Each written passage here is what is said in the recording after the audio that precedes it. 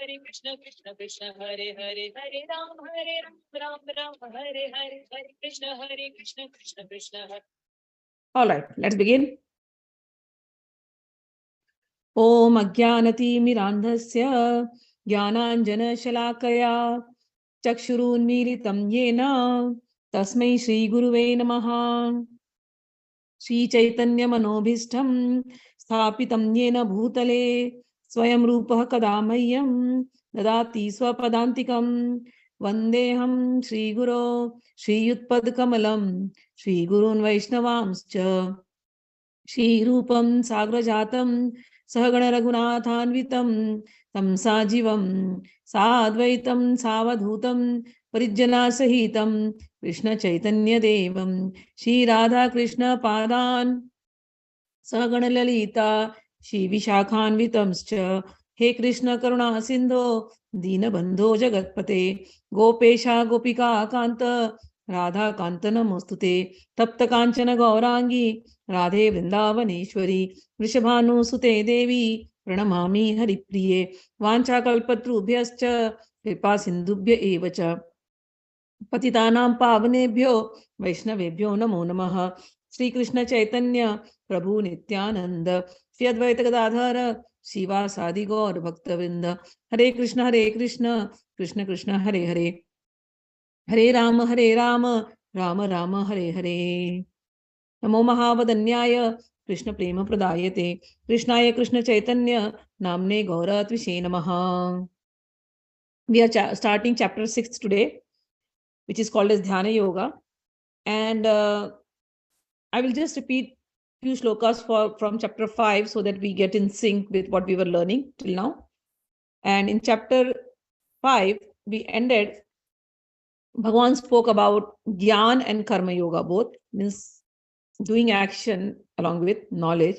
And I have told you that up till chapter 6, Bhagavan is focusing more on Gyan Yoga or Sankhya Yoga.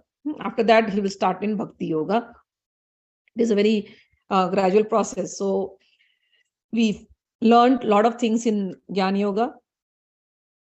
Where Bhagavan ended in chapter 5, how a Gyan Yogi is, a Sankhya Yogi is, what is his state of mind, how he thinks.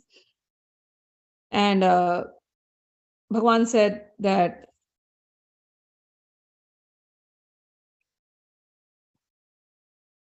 certain things, those whose minds are established in equanimity.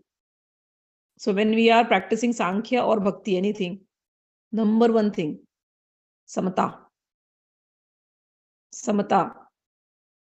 sameness, equanimity, very important.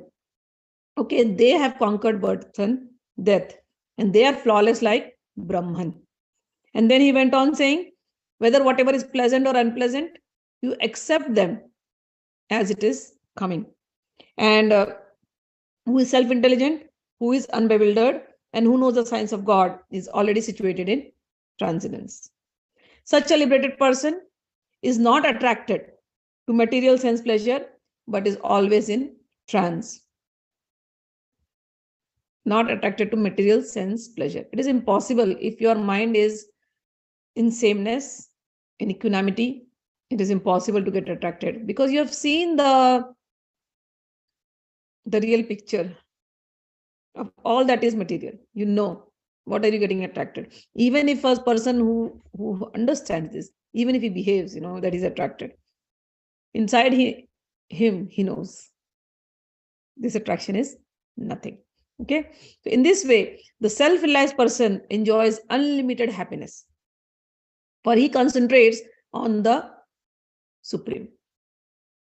An intelligent person does not take part in the sources of misery, which are due to contact with the material senses.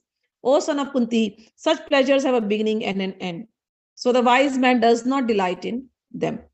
And before giving up his body, if one is able to tolerate the urges of material senses and check the forces of desire and anger, he is well situated in this world.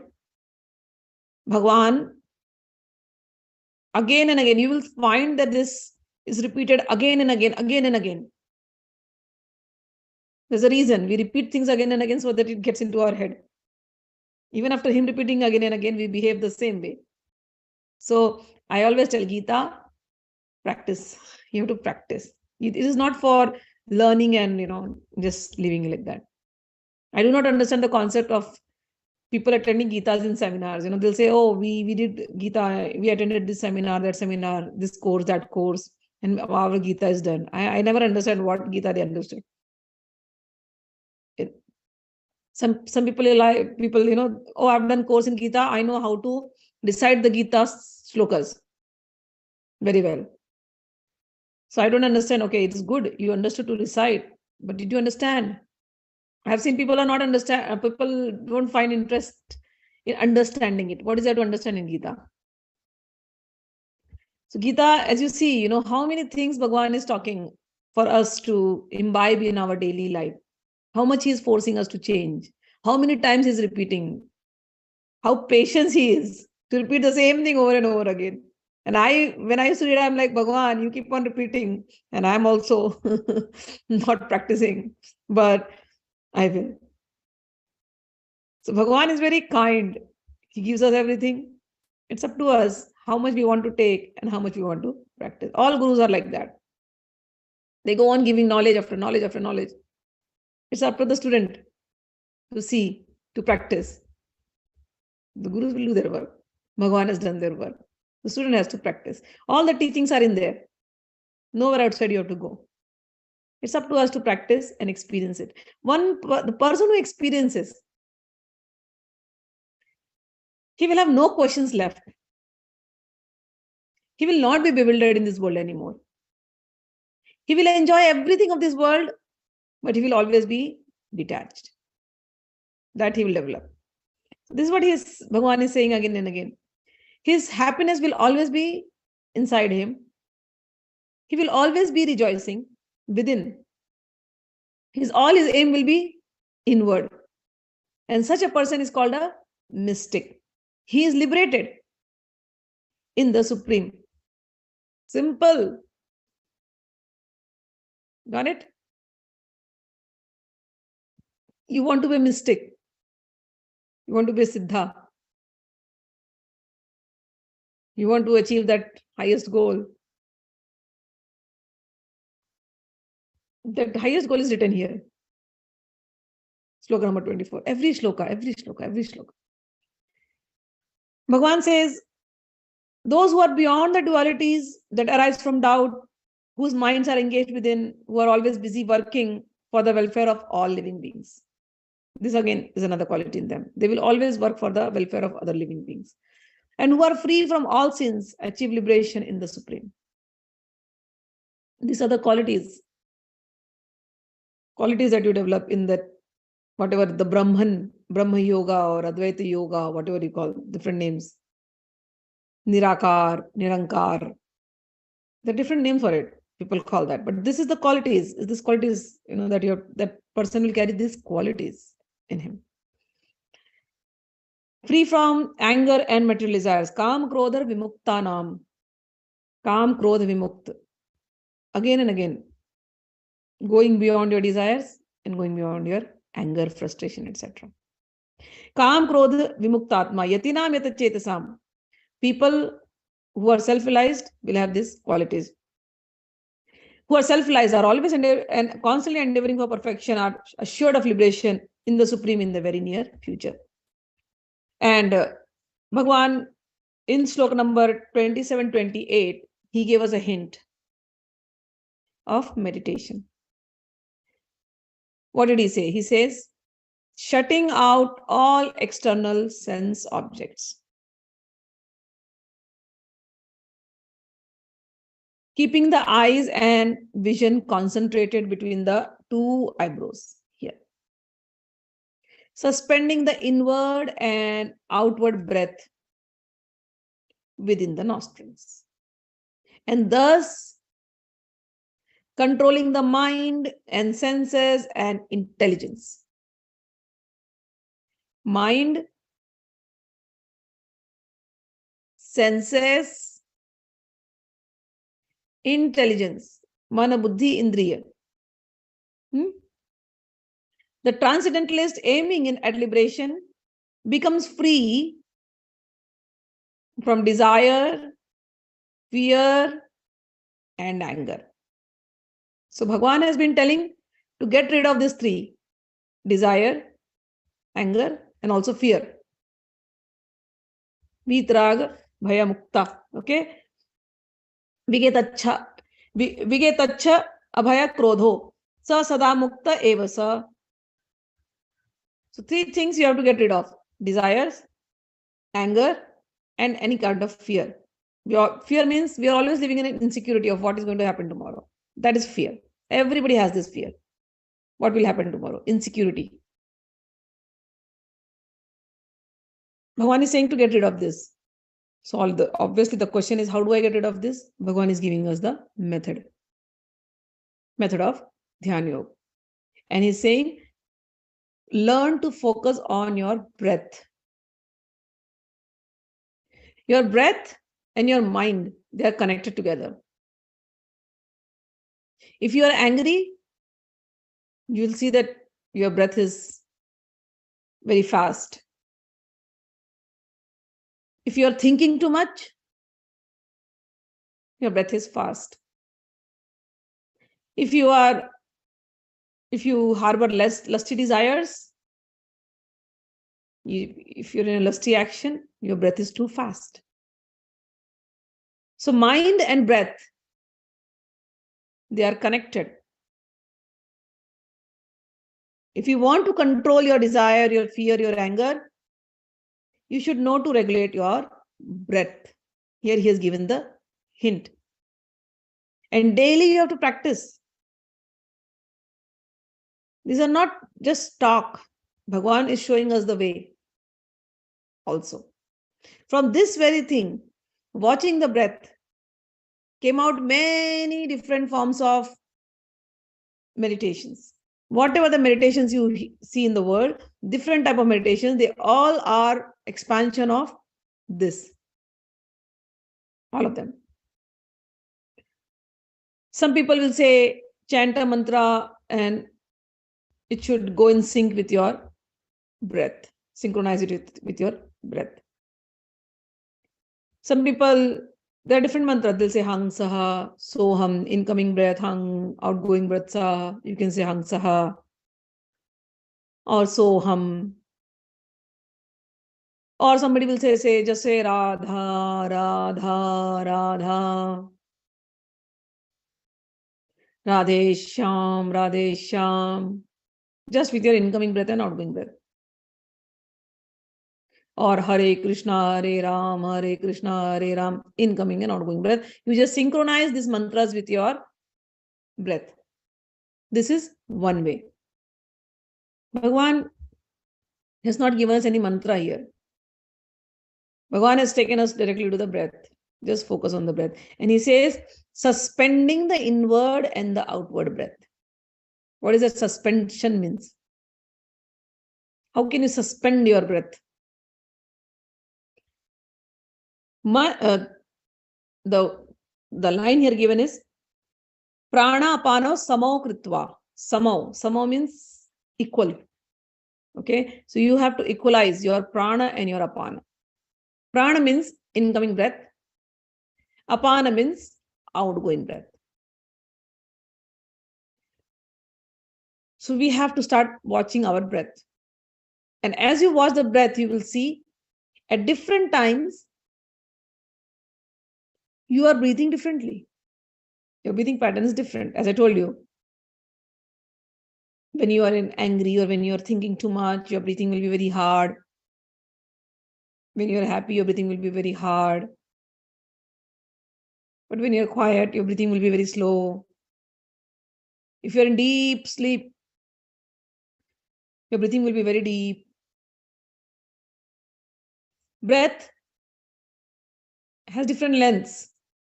Sometimes the breath is only till here, short breaths, four fingers from your nose. Sometimes the breath is 8 fingers from your nose, 12 fingers, 16 fingers. This is the maximum. The breath will go maximum till here. If you see children, newborns, their minds are very free compared to us. Their breath is mostly 16 feet. 16. They take very deep breaths. 16. As our stress, our tension increases, our breath will become short and short and short and short. And as peaceful we are, our breath will be very deep inside. It will come from all the way from your navel and then will flow like that. We don't watch our breath, so we don't know. In the path of spirituality, we have to know ourself, right? Self-realization. The word is self. Self-realization. Self-realization. What is that self? We don't even know ourselves. So Bhagavan is saying, know yourself. How will you know? Through your breath. Breath is what is making you whatever you are. The day the breath stops, you are not there. You are attaching yourself with this body, but this body is because of the breath. The day the breath stops, the body is not there. Where are you then? So while you are in this body, know yourself. How will you know? By the breath. So as I told you, at different times, different breathing pattern is happening. Sometimes only your one nostril is open. You'll see the speed in one nostril is much faster than the other nostril. Sometimes the speed in like left nostril. Right now my left nostril is again open. When you are very active, so and your body is like heated up, your right nostril will open up. Or sorry, the left nostril will open up when you're talking, when you're active. Because all these actions require heat. So to cool down your body is a natural process. This nostril, left nostril will start. And sometimes when you're very quiet, the body is cool, mind is cool, your right nostril will start. So you will see the force in which nostril is more. That nostril is active. So this nostril is called Ida, this nostril is called Pingla. Bhagavan says the breathing in both nostrils have to become equal. One nostril more active than the other, then this is not the right pattern. When we are meditating, Bhagavan is given as the hint, when we are meditating, our both nostrils should have equal flow of air. Prana pano samo kritva means that sama means equal. Prana means incoming air, apana means outgoing air. Incoming air and outgoing air have to be equal. How do we achieve that? So when we sit and meditate, there are certain pranayama techniques being taught. So the easiest one is Anulom Vilom. Easiest one. So in that what happens? So you close one nostril and you take breath from one nostril. You close it and then you breathe out from here. Then again you take from here.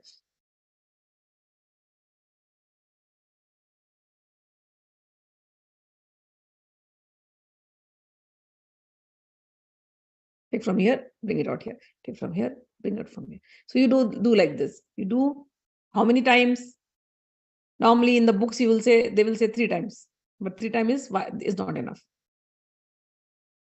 You do it because you are now in meditation. This is not a ritual that you are doing. Okay. You are being taught meditation. So in meditation, this has to be equal. So you do so as many times. So when you really practice yoga, in yoga they will say 80 times.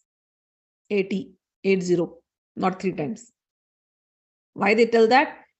Only, so many numbers they are giving. Numbers have been giving just for the sake of giving. Because students ask, how many times? So they'll say 80 times. But the goal is not 80 times. The goal is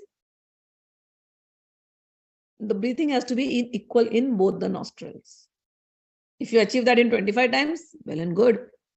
You may achieve that in 40 times, well and good. If not, go to 80 times. In 80 times, you will achieve for sure. When you're focusing so much on your breath, you will definitely achieve that goal. So once the breathing is equal in both the nostrils, then the meditation will be of the best quality. So this is what he is saying. Got it? There are different ways to change this breathing pattern. So if so say your left nostril is active and you want to activate this nostril, okay? So then you close it and you breathe from here. This is also one way. If this is active and you want to make this one active, close this, breathe from this. This will become active. Another way is if you want to activate your right nostril, it has something connected here to the armpit. So you must have seen pictures of sadhus. They always have some stick here and they sit with the stick below their armpits. The stick is for that only. If the nostril, opposite nostrils are breathing. So suppose if this nostril is breathing and if this nostril has to be activated, they'll put the stick here so that the breathing starts from this nostril. If this nostril has to be activated, they'll put the stick here below the armpit to activate the nostrils. And if both the nostrils are activated, they will just put their hand on the stick like this, or close. Like here they say, shutting out all external senses, keeping eyes and vision concentrated between two. Then they'll close out everything. They'll close this, and they'll sit like this. Jyoti mudra. This is called Jyoti mudra. Okay. So this is another thing. So what here has been given is one of the kriyas that the sadhus do. Now I told you the purpose of the danda. That's called danda. They keep it here and here. This is the meditation of the Nirakar. In that Nirakar, Bhagavan is worshipped as Jyoti Swarup. Jyoti means flame. Where is that flame? The flame appears here. And flame means light, not flame, light. So Bhagavan, when you're doing this, when the air is equal in both nostrils and you're meditating, you close everything and you're just focusing there. That light will appear here. And you are lost in that light, and that light is full of joy, and you are cut off from the external world completely. And you sit in that stage is called Samadhi. For hours you can sit. That stage is called Samadhi. So Bhagavan has given it here. One who can sit like this, and when they come back in this world, come back means once you're in that zone and then you come back to the zone. You should not get carried away by this world anymore. You should know. You should experience that joy, and you should see the joy of this world is so temporary. So that when you are coming back to the world and seeing the asar means non-essential, how the world is non-essential, that qualities you have to also develop. So it is not just the dhyana that is important. The dhyana is important, and before the dhyana, Bhagavan has spoken so much about the qualities, what you should have, right? All the shloka in chapter 5. What happens? People just think, oh, just doing the technique will get us there. Bhagavan has come to the technique after how many chapters? Second chapter, he started so many shlokas with Atma. Third chapter, he started with Karma. Fourth chapter, he gave the knowledge. Fifth also is giving the knowledge of sannyasa, different sannyasa and this thing. 3, 4, 5 chapters he has. Second, 2, 3, 4, 5 chapters he has spoken only about how to live in this world. Your karma. Your actions. How do you do those actions? Mind, organs, speech. And from these 3, you are developing attachment and aversion. Bhagavan is talking, get out of that. Bhagavan has given the base. At first, he explained everything, and after explaining everything, he is coming to this point. Now you start meditating. He just didn't start with meditation first. Oh, start meditating. No, first he explained the qualities that need to be developed in us. Every chapter he has repeated it in different words. Same thing. I'm also repeating the same thing. This is important, yes. But those are also important. If somebody says, no, only that is important, this is not important, they will live properly, they will live. But to experience the highest, if you want to experience that, both are important. Clear. Bhagwan's words. How can they both be experienced?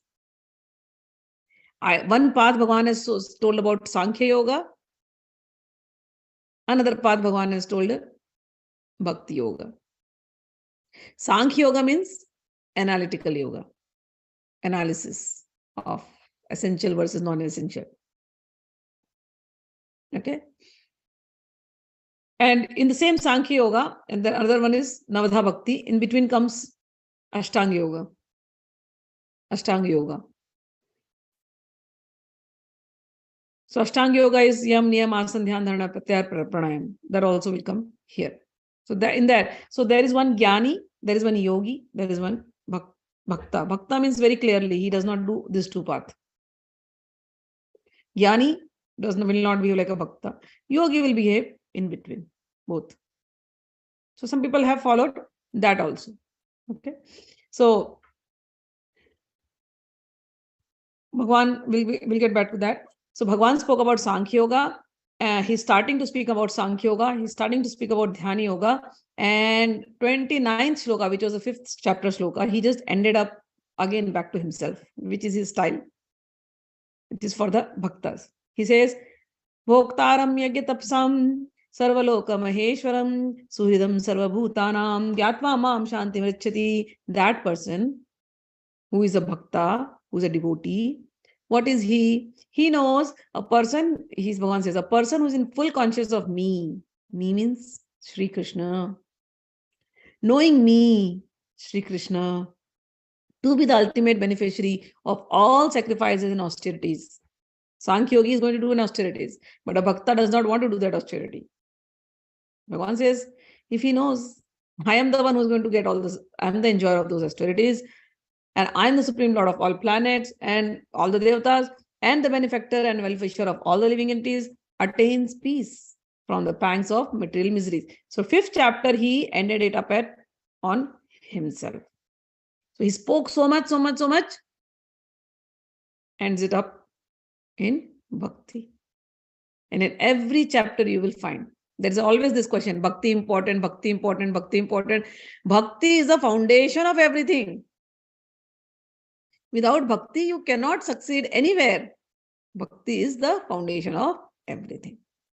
Okay. So here, Bhagavan ends it up here. Then we start with chapter 6. Sudhaji is writing Brahmari Pranayama. Yes, one of the pranayama is Brahmari Pranayama. You can do that also. If you have learned it, Brahmari Pranayama also helps that to achieve the state of Samadhi. So many different kriyas have been given. Any of those pranayams you can take. There is then Purak, Kumbhak, Rechak. That also people do. That also can take. These are external pranayams.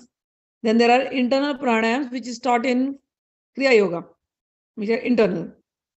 They're not like this pranayam, which is popular in the world. They're internal pranayam. So those also kriyas are there. And in internal pranayam, there are many kriyas. So you can do, if somebody is following that, even those kriyas will take you there. So all this Kriya Yoga, Ashtanga Yoga, Pranayama, different type of pranayam, everything, the base, the foundation starts from Gita, and Gita also chapter 6. Okay. But all of them, are taking, the main things have been modified a little bit for everybody's, to make it easier for the general people. Because directly focusing on the breath is very hard. It's very hard.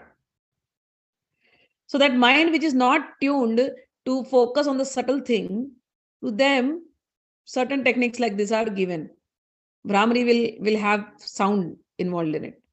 So when you are focusing on the sound, with the sound you will be able to get to that stage, sound vibration.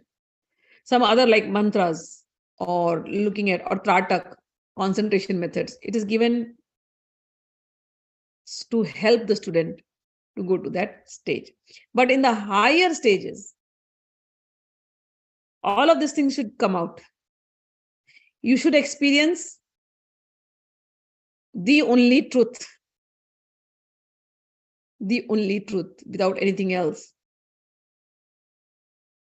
pure, sublime, and that purity is only with breath. When you're only focusing on breath.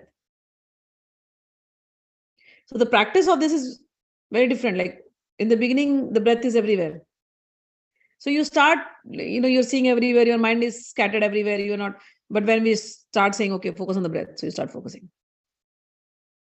Where do you focus? Where is the breath coming? Okay, inside the walls of the nose, nostrils. How is the breath? Outgoing is a little hot. Incoming will be probably a little cold.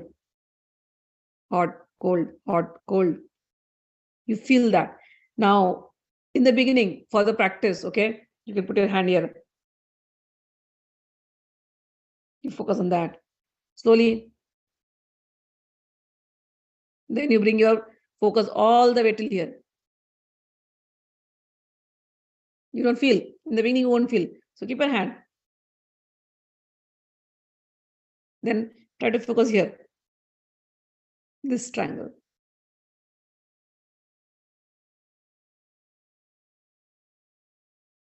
The moment you start focusing here, your mind will not be thinking anything else. Very soon it will become focused. So breath. And you go on focusing as long as you can. This sadhana of breath, you can begin with 20 minutes, 30 minutes, 1 hour, as much as you want. So one is sitting at one place and practicing. Then in your daily activities. Whenever you get time, wherever you get time. I will, even while cooking, many times, if my mind is thoughtful, my mind thinks, everybody's mind thinks. Like I'm done, I do all these classes for 2 hours since morning, I'm talking. And now after this, I have to go to the kitchen and start cooking. So I'm cooking, but the thoughts don't go away. These thoughts will again come back. So I have to cut the thoughts, the chain of thoughts. So how do I cut the chain of thoughts? Focus on the breath. So the hand is cooking, but the mind is on the breath. And when the mind is on the breath, the chain of thoughts just stop. That's it. Cooking is an automated work. It just happens. You know where to put. It's like driving. It's automated. But chain of thoughts to control the mind. Now, bringing my mind to my breath is also automated. Practice it so much. Getting it? So whenever the mind is going through chain of thoughts, or whenever the mind is going through something happened and so you're becoming emotional or angry or anything,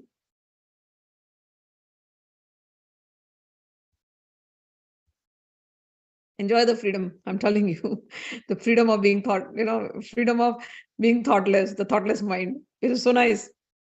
So I tell this to people, wherever you are, whenever you are, practice this. This is the subtlest meditation, watching the breath. If this is hard, then you give them the other methods. Chant mantras, Hare Krishna, Krishna Krishna, Hare Hare, Hare Ram, Ram Ram, Hare Hare, Radhe Krishna, Krishna Krishna, Radhe Radhe, Radhe Sham, Sham, Radhe Radhe. You give them the other mantras. So you can chant that also. So that is making use of the sound vibration. Here, there is no sound vibration, nothing. Your very own thing, your breath. That can bring your mind to full concentration. We do all of this. It helps us to become focused. Okay. Now we get into Dhyana Yoga. Chapter 6. Bhagavan uvacha anashrita karma phalam karyam karma karoti yah sa sannyasi cha yogi cha ragnir na niragnir cha akriyah. Bhagavan says that the Supreme Personality of Godhead said, one who is attached to the fruits of his work and who works as is obligated is in the renounced order of life, one who's unattached. And he is a true mystic, not he who lights no fire and performs no duty. Bhagavan, again, same thing is started, become detached to the fruits of your action, and you work in the world. Okay, because you are supposed to work. That's it. Nobody can be without work. So anybody who has left the world and he's in the renounced order, he's a sadhu, he's a sannyasi. Now for a sannyasi, there are certain rules.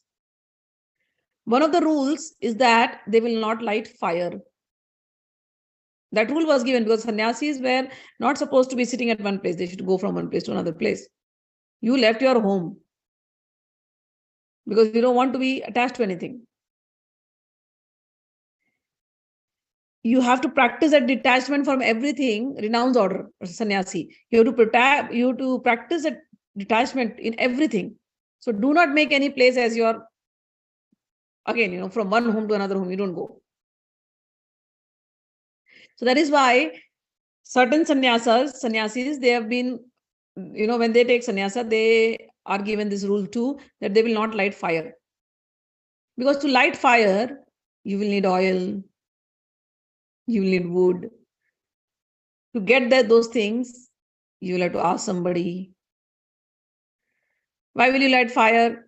For lamp or for cooking? So you're going to go to the householders and keep asking from people. That will again bring you to the same thing, greediness. So you have to avoid all these things. You have taken renounced order to avoid all this. So avoid lighting fire. So certain sannyasis follow that strictly. Whatever comes of its own accord, they eat that, they live in that. They will not go begging to anybody. You have to practice this. From one home to another, you don't go. Similarly, you should not light fire within. The sannyasi practices detachment from the body. What are the fire within? All those 6 enemies. Desire is a fire. People burn in the fire of lust, kamagni. Anger, people burn in the fire of anger, krodhagni. Pride, ego, people burn in that pride. Matsarya, jealousy, people burn in jealousy. Greedy, people burn in the fire of greed. There are different kind of fires. Okay. And then we eat. If sannyasi left the home, so whatever comes of his own accord, he has to eat. He cannot desire, oh, I have to eat this food today. I want to eat that food today. If you wanted to harbor those desires, go back to your household life again. Cook nicely, eat nicely. But you become a sannyasi. So you have to come out of these fires. Are you becoming lusty? Okay, go back to householder life. Marry somebody and get rid of that lust. You are jealous of others, the worldly people. Go back to the world. A sannyasi is a person who does not light fire. And fire are of different kind. As I told you, this body,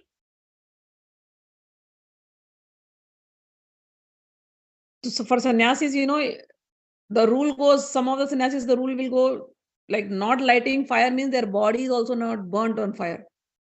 That vow they take. No more touching the fire. So body will also not be touched on fire. In fire, will not be burnt on fire. After their death, after the body dies, their body is either buried or their body is thrown away in any river, because that animals will eat with that. Because this body is meant for the kalyan, for serving everybody else. So even after death, let this body go to all the animals who will live on this body, the fishes and the shark in the ocean. So that is another way. So they go to that extreme that no touching fire means even after the death, no touching fire. These are the rules for sannyasi. Okay, which Bhagwan is mentioned here. But Bhagwan says all these things. These are rules, fine. But those who are not following this rule, those who are householders, for them, what is one rule? One rule is perform everything, but do not be attached. Same thing. Do not burn in the fire of lust day in and day out. You should know where to control that fire of lust. Do not burn in the fire of greed. You should know what is the purpose of that. Do not burn in anger. You should know where to control. Do not burn yourself in jealousy. You should know how to control. So, for householders or for those who are living in the world, doing everything, what is the rule? Become detached to the fruits of the work and work only as an obligation. That's it. Everything else does not apply on them. So this is the renounced order. This is what Bhagavan is saying. Okay. I'll read the purport for this very beautiful purport. In this chapter, the Lord explains that the purpose of the eightfold yoga system is a means to control the mind and senses. However, this is very difficult for people in general to perform, especially in the age of Kali. Although the eightfold yoga system is recommended in this chapter, the Lord emphasizes that the process of karma yoga or acting in Krishna consciousness is better. Everyone acts in this world to maintain his family and their paraphernalia, but no one is working without some self-interest, some personal gratification, be it concentrated or extended. The criterion of perfection is to act in Krishna consciousness and not with a view to enjoying the fruits of work. To act in Krishna consciousness or God consciousness or spiritual consciousness is the duty of every living entity because all are constitutionally part and parcel of the Supreme. The parts of the body work for the satisfaction of the whole body. The limbs of the body do not act for self-satisfaction, but for the satisfaction of the complete whole. Similarly, the living entity who acts for satisfaction of the supreme whole and not for personal satisfaction is the perfect sannyasi, the perfect yogi. Sannyasi and yogi. Sankhya yogi or the sannyasi or the karma yogi. Those who are working for the greater cause, they are perfect. The sannyasis sometimes artificially think that they have become liberated from all material duties and therefore they cease to perform agnihotra yagnas. But actually they are self-interested because their goal is to become one with the impersonal Brahman. Such a desire is greater than any material desire, but it is without self-interest. Similarly, the mystic yogi who practices the yoga system with half open eyes, ceasing all material activities, desires some satisfaction for his personal self. But a person acting in Krishna consciousness works for the satisfaction of the whole without self-interest. A Krishna conscious person has no desire for self-satisfaction. His criterion of success is the satisfaction of Krishna. And thus he is able thus he is the perfect sannyasi or perfect yogi. Lord Chaitanya, the highest perfectional symbol of renunciation, prays in this way. What does the Bhakta says? Chaitanya Mahaprabhu said, Na dhanam, na janam, na sundarim, kavitam va jagadish kamaye, mama janmani janmani ishware, bhavatad bhakti rahituki tvai. And what is bhakti? Bhakti means serving the Lord. How do you serve the Lord? Serve the Lord in everyone. O Almighty Lord, I have no desire to accumulate wealth, nor to enjoy beautiful women, nor do I want any number of followers. What I want only is the causeless mercy of your devotional service in my life, birth after birth. So a person who is working in this world and who's a really true devotee of Bhagavan, he's already achieving that result. He does not have to actually renounce anything. He is not working for himself. He's already in the renounced order. He's working for the satisfaction of Krishna, satisfaction of Bhagavan.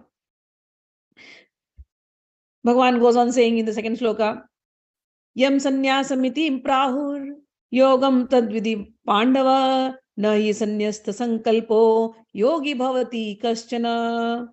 Yams, what is called renunciation? You should know to be the same as yoga. Bhagavan uses this word. Again, I'm going to explain. Renunciation, when he means renounced order of life. Those who leave everything and go in the mountains and they want to meditate. Practice Sankhya.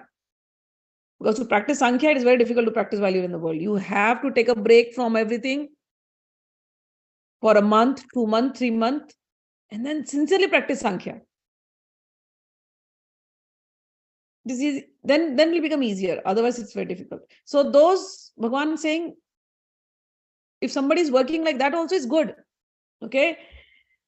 But somebody who's living in the world and who's performing all actions and surrendering it to Bhagavan, do not think they're different than that sannyasi who's sitting in the cave. Both will achieve. Both are the same. Both are the same, Bhagavan says.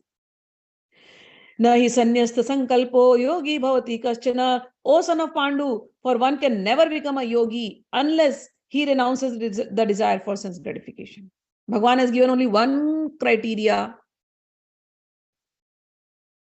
come out of sense gratification. If you want to go in the cave and meditate, what is your goal there? Why are you meditating? And you come back to the world and again you are running back for sense gratification. Then waste. Rather live in the world and serve others. That is not sense gratification. When you are serving others, sense gratification is serving yourself, living for only yourself. But when you are serving others selflessly, that is not sense gratification. You're doing it because you know Bhagavan likes it. That's it. You are nowhere doing it because I like it. There is no I here. Either Bhagavan is there or Bhagavan's people are there. And I am just an instrument. So this person is yogi living in the world. And another one, the one who leaves the world and goes in the cave and meditates, Sankhya yogi or sannyasi.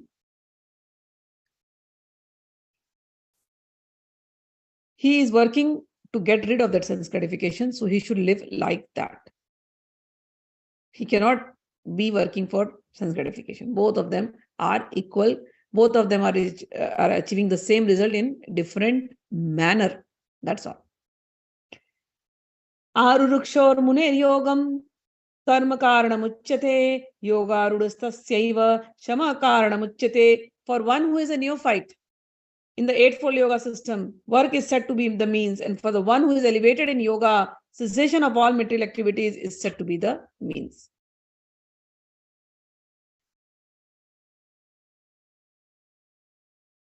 All right. Here, I'll read the purport. The process of linking oneself with the Supreme is called yoga.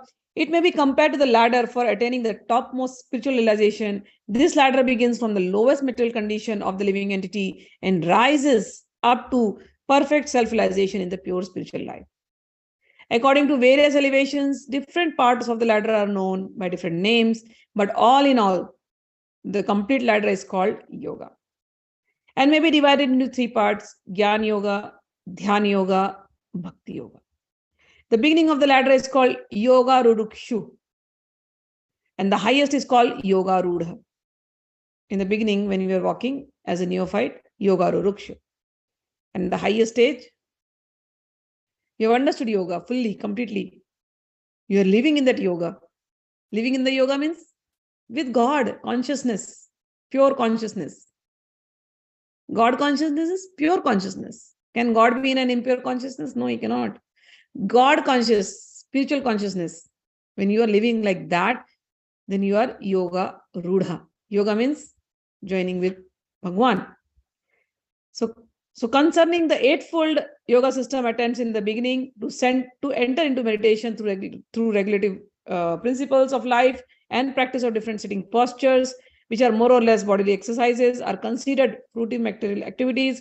All such activities lead to achieving perfect mental equilibrium to control the senses. When one is established in the practice of meditation, he ceases all disturbing mental activities. A Krishna conscious person, however, is situated from the beginning on the platform of meditation because he's always thinking of Krishna and being constantly engaged in the service of Krishna. He's considered to have ceased all material activities. Yada hinendriye arteshu na karmashvanu sajjate sarva sankalpa sannyasi yogarurasya tadachite. Who is a yogarudha? Bhagavan again repeat the same thing. He says, a person is said to be elevated in yoga when having renounced all material desires, he neither acts for sense gratification nor engages in fruitive activities. How do you do that? How do you achieve this stage? Bhagavan says, go to your mind. How will you go to your mind? Through your breath. Started from there. Through your breath, go to the mind. Somebody can know what is happening in the mind. That's it. Where is the fruit of action attached? In your head. It is in your head. You did something good to someone. There will be some expectation. That person will always praise you. And if that person, say if he's sitting with somebody else, and during the course of talks, that person must have said something about you to that other person. And there are some people who will twist the whole thing and present it to you. And that other person comes gaslighting, to whom this person has told something, and then comes to you and says, oh, this person was talking so and so things about you. That's it. He has gaslighted. And now you will go on. You will become angry. I did so many good things for this person. I went out of my way to help this person. And look at him or her. What are they doing? They go and talk about me like this to the other person. You don't know. You don't know what the conversation there happened and in what mood it happened. But this person knows how to gaslight. You believe in that gaslight and you're angry. All that good deed you did, all that happiness of doing things for others, not for self-gratification, went into the river, down. So where is that fruit of that action attached? In the mind. You did good to somebody, forget it, you did good. But what happens? You did good. Somewhere in subconscious mind, you're expecting that everybody will say you are so good. As long as that little expectation is there, you are so good, then if anybody says anything about you, you hear, you have an ego. It's an inflated good ego, I could say,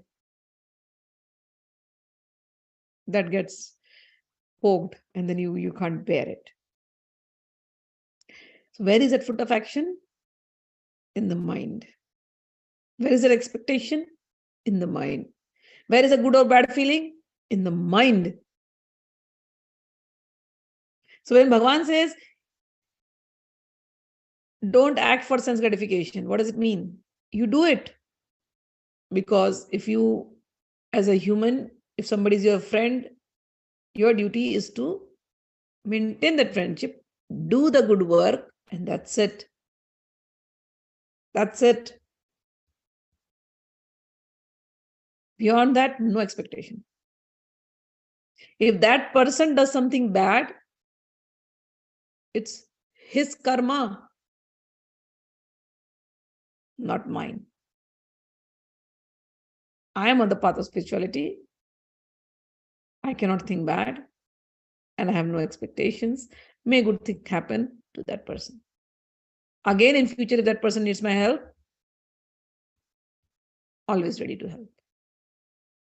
I will not harbor ill feelings towards anyone. And if somebody gaslighted me, maybe that was truth, maybe that was untruth. This gaslighting disturbs my state of mind. This person will disturb my state of mind. This person may force me to think wrong about somebody else. I will keep a distance.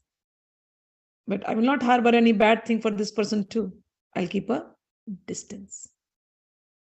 My mind has to be pure under all circumstances. I'm not working for my sense gratification that somebody has to tell me I'm good, somebody has to tell me I'm bad. No. By somebody saying I'm good, I do not become good. By somebody saying bad, I do not become bad. I am pure. Under all circumstances, I am pure. I will keep no expectations and harbor no hatred for anything. This is working the way the Gita is telling us. He neither acts for sense gratifications nor engages in the fruitive activities. He will do it merely for the sake of obligation. You have to do it. Somebody came to you for some help, you helped. It's your duty to help. If you can help. If you cannot help, no problem. So Bhagavan gives Uddharet atmanatmanam natmanam avasadiyet atmaiva yatmano bandhur atmaiva ripuratmanaha. One must deliver himself with the help of his mind and do not degrade himself. Do not degrade yourself. The mind is a friend of the conditioned soul and his enemy as well. Bhagavan here has used the word Atma. Udhair Atman Atmanam. Atma means three things. Knowledge, real knowledge, when you get this knowledge, you have to apply like that. So Atma denotes this body also. Atma denotes the mind. Atma denotes your soul. Consciousness. Soul means consciousness. So body, mind, consciousness. All the three can be your friend and all the three can be your enemies. With this body, if you do wrong things, you're not supposed to do any wrong thing with this body. The mind has to be always right, in a good state, and your consciousness will be pure. Consciousness has to be pure. So here, the word I'll read the purport, is very nice. The word Atma denotes body, mind, and soul, depending upon different circumstances. In the yoga system, the mind and the conditioned soul are important. Since the mind is the central point of yoga's practice, Atma refers here to the mind. The purpose of the yoga system is to control the mind and to draw it away from attachment to sense objects. It is stressed herein that the mind must be so trained that it can deliver the conditioned soul from the mire of nishanas. In material existence, one is subjected to the influence of mind and senses. In fact, the pure soul is entangled in the material world because of this mind. Because the mind is involved with false ego, which desires to lord it over material nature. Therefore, the mind should be trained so that it will not be attracted by the glitter of material nature. And in this way, the conditioned soul may be saved. One should not degrade himself by attracting to sense objects. The more one is attracted by sense objects, the more one becomes entangled in material existence. The best way to disentangle oneself is to always engage in Krishna consciousness. The word he is used for emphasizing this point, that one must do this. It is also said, Mana eva manushyanam karanam bandha mokshayaho bandhaya vishaya sango muktaya nirvishayam manaha. For a man, mind is the cause of bondage and mind is the cause of liberation. Mind absorbed in the sense objects is the cause of bondage, and mind detached from the sense objects is the cause of liberation. Therefore, the mind which is always engaged in Krishna consciousness is the cause of supreme liberation. What do you have to do? Work on your mind. So we have to understand what is this mind. I may be a very good person. The world may say, oh, I'm a very good person. But what about the mind? Nobody knows your mind. Nobody knows your mind. Only you know how pure or impure the mind is. What you have to do is work with your mind. People go and, I've seen people will donate a lot in temples. And the world thinks they'll dress up so nicely. White clothes and, they'll get down from their fancy cars with a lot of stuff and they'll donate. So people think, wow, what good karma, what good people. But in actuality, when you sit with them and you hear their talks, you'll be like, oh God, I wish their mind was as white as their clothes. So dirty mind. Bhagavan is not referring to anything external. If your mind is pure, everything will become pure. If your mind is pure, everything will be pure. Mind is our best friend and mind is our greatest enemy. Mind can give us peace. Mind can make us restless. No matter what good deeds you do. But if you're restless inside, you're not happy inside, you're unhappy. Who is doing that? Mind. You may have everything, the best of the world, all the riches, all the fan following, everything. People would want to be in your place. But you are restless. You don't feel like getting up in the morning. You want to die. Who is making you do that? Even after getting everything, your mind. People get into depression. They have to take antidepressants. The mind. You have everybody around you, but your mind is not your friend, then life is all, it's not good. So Bhagavan is telling, focus on the mind. Make it your friend. The mind which is in control is your best friend. The mind which is out of control is your enemy. People are looking for liberation. If you want liberation, you must understand what are you bonded with. What is binding you? From what is it that you want liberation? People want to run away. They want to escape from their current situation. But wherever you go in the world to escape from a current situation, there is another trap. I've seen people, they want to leave their job and they think, oh, going and sitting in the Himalayas. That is their ultimate dream, sitting in the Himalayas.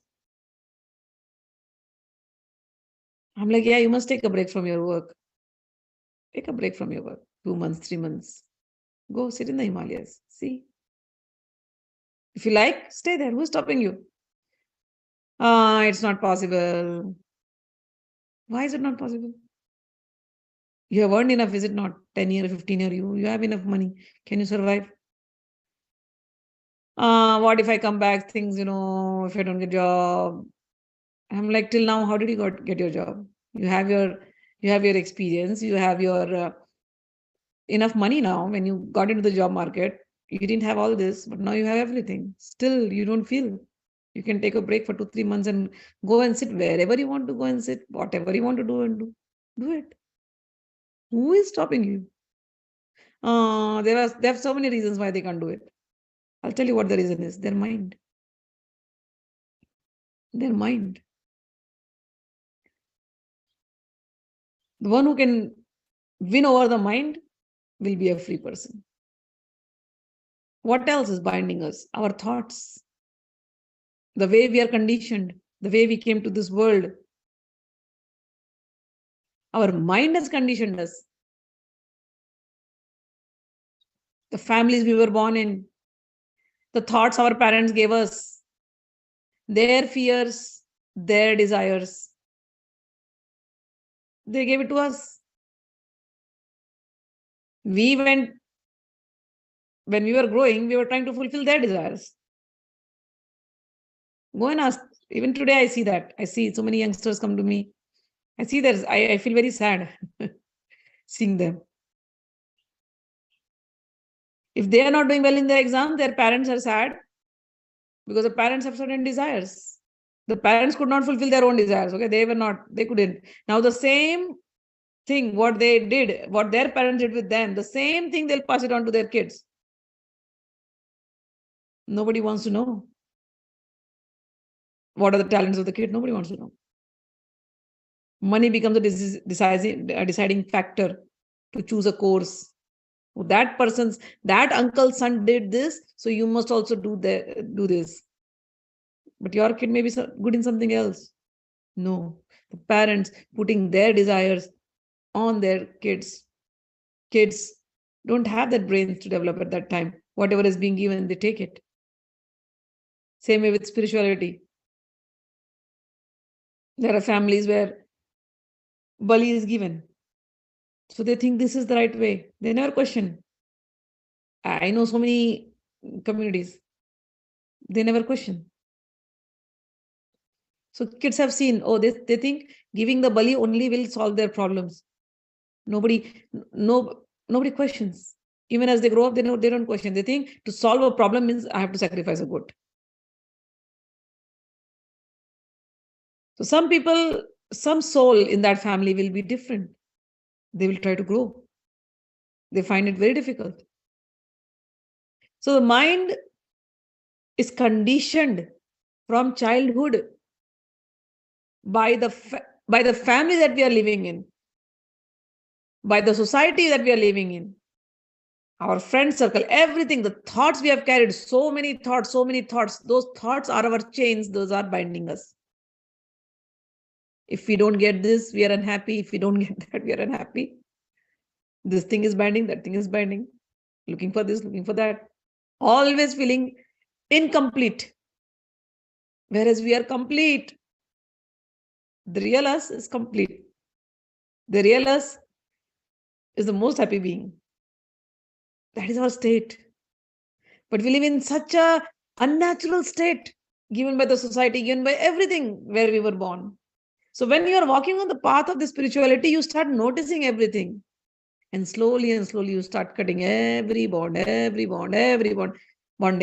Every thought. Bondage means cutting off those thoughts that were binding, that were telling you are not this, you are not this, you are not, you are imperfect, you are imperfect, you are imperfect. You say, no, I am perfect. Imperfect means I am perfect. Imperfect. You can see me as imperfect. I am perfect. There's no imperfection. I am perfect. There is perfection even in imperfection. I used to go to these thoughts, so many times. You look at the nature, everything is different. Everything is different in nature. And you will find imperfection in nature also, but yet everything is in perfect order. We are like that. We are perfect. Everybody is perfect in their own way. But the mind which has been filled with so many thoughts given by the parents, given by the family, given by the friends, given by the society, given by the office, given by the boss, given by this, makes you feel you are imperfect everywhere. You never feel perfect. But Bhagavan says, no, I created you. I am perfect. You are perfect. Spiritual understanding is that. The mind which is bound now in the thoughts, you go on cutting. I did that. Every superstition that I grew up with, I started cutting off. Every fear that I grew up with, I started living against it and seeing what can it do to me. In India, there is a thing, on this day you must wear this color, on that day you must wear this color. Color, which color do you want? I always play that game, So I also fell for the trap because everybody's wearing, right? Mangal ko lal, Tuesdays you must wear red, Wednesdays you must wear green, Thursdays you must wear yellow. I also got in the trap. So much conditioned. Then no other colors I'm seeing. I'm only seeing these colors. These colors only you have to wear. And then what if I don't, if I have to go for some other work and where you can't wear that color, then how do you put that color? Where do you put that color? Oh, then you will take a, some different color as a purse or some scarf. What all bondages we have created. There is this thing called Navratri. It started, a new trend started in my own lifetime. 9 saris, 9 colors for 9 days. Who started, God only knows. It came on WhatsApp some few years ago. And now it has become like a tradition. People literally write, ladies, hey, what sari to wear today? And I'm thinking, this was not Navratri. This is how we carry things. We believe in them. And we think if this does not happen, something wrong will happen. We believe. I started cutting all of that. Let me see what happens if I wear a white on a Saturday. Let me see what happens. Let me see what happens if I wear a black on a Tuesday. Let me see what happens. I did it. I live like that. Nothing happened. Everything went good.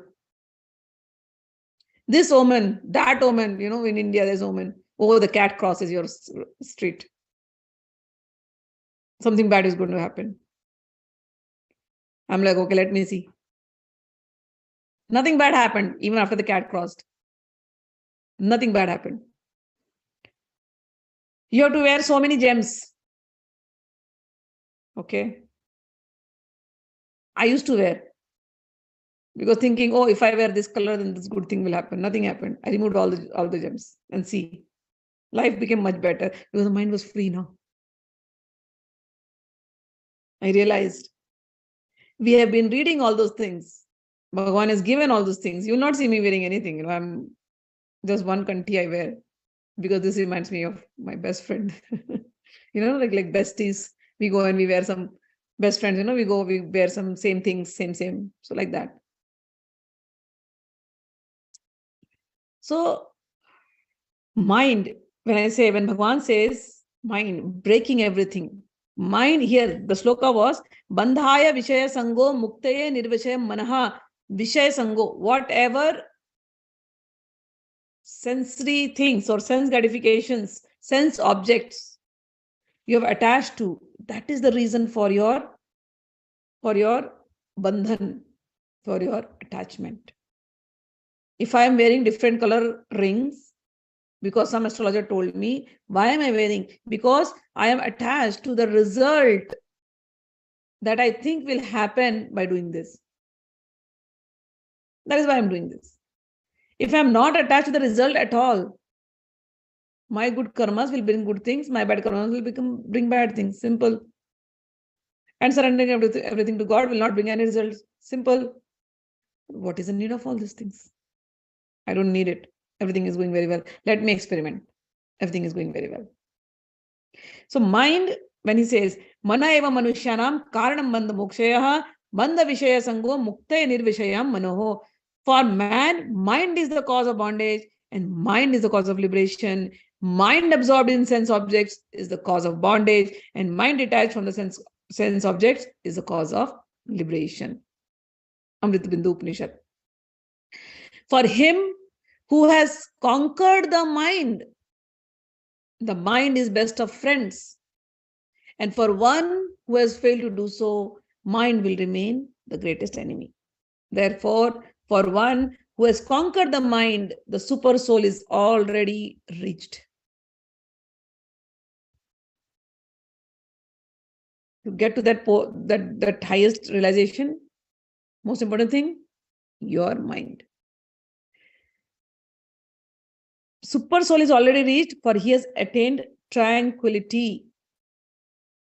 To such a man, happiness and distress, heat and cold, honor and dishonor are all the same.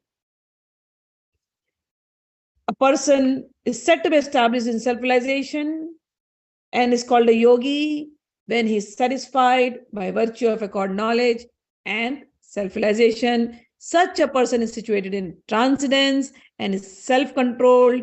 He sees everything, whether it is pebbles, stones, or gold, as the same. So this we will end it up here. We ended up on slok number 18. We will try to, time is also up. So we will try to understand this Samaloshtra Kanchana tomorrow. Many more things. How to work on this mind. What are those karmas, the sanskaras, those impressions that we carry on slowly. I learned Sankhya yoga more from my Buddhist practices. So I'm going to share those because those help me liberate and come out of these thoughts. Okay. So I'm going to share those teachings also while this class is going on through this chapter 6. Chapter 6 is the Sankhya yoga in nutshell. But when I tell Buddhists, do not think that this came from Buddha only. Buddha said one statement he made, Buddha. Before me also there was many Buddhas. And after me also there will be many Buddhas. There's not just one Buddha. So when he said before me also there are many Buddhas, yes. It is mentioned in our Srimad Bhagavatam. Sankhya yoga came from Bhagavan Kapil. Bhagavan Sri Krishna said, I had come, I had given, it got lost, I came back again. Again in this yoga, he came as Buddha, he revived it again. It was being practiced, it is still being practiced at many places. But to make it like, with experience, to make it open to the world with experience, Buddha did that great work. So I learned it from there. And I don't find many difference in the shlokas in Dhammapada and Bhagavad Gita, especially chapter 6. So I will take some shlokas also, and slowly during this chapter 6, I will explain everything. All right, so we'll end up the class. There is no questions I see today. Hare Krishna, need to leave, Sai. Okay, Sai, wonderful to see you. And then we'll meet tomorrow. Jai Shri Krishna, Hari Bol. May all of you have a Krishnamay night.